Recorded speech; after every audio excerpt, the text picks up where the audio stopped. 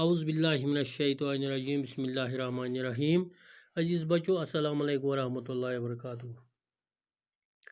8ویں جماعت کی اردو کتاب میں جو سبق ہمیں زیر درس ہے، سبق کا عنوان ہے گوتم بدھ۔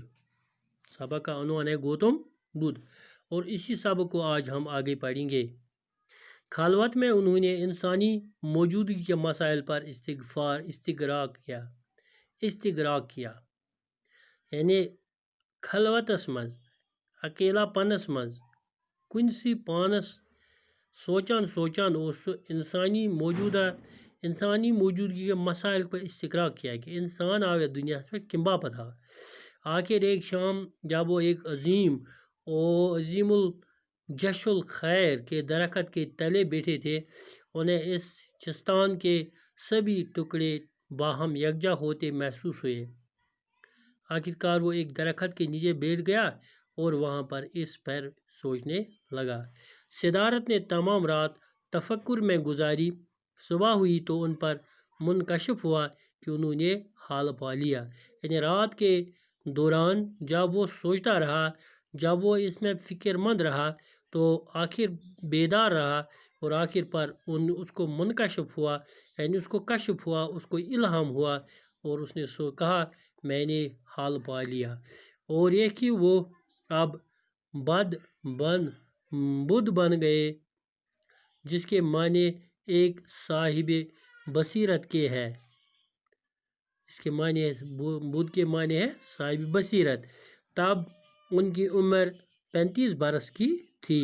زندگی کے باقی 45 برس انہوں نے شمالی ہندوستان میں سفر کرنے میں گزارے۔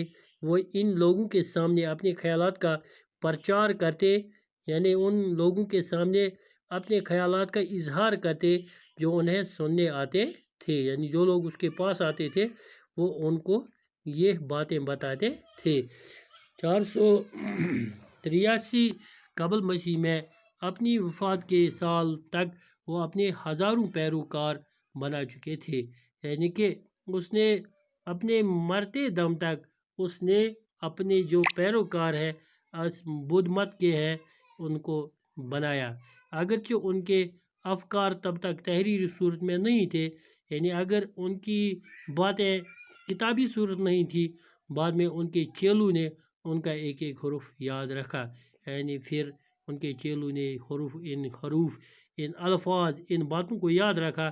یہ باتیں نسل در نسل زبانی طور ہی سینہ بہ سینہ منتقل ہوتی رہی، یعنی پھر یہ زبانی طور پر سینہ بہ سینہ، یعنی ایک سے بات نکلی دوسرے نے سنا، اس طرح یہ تیسرے تک پہنچی۔ عزیز بچوں، باقی کل۔ السلام علیکم ورحمۃ اللہ وبرکاتہ۔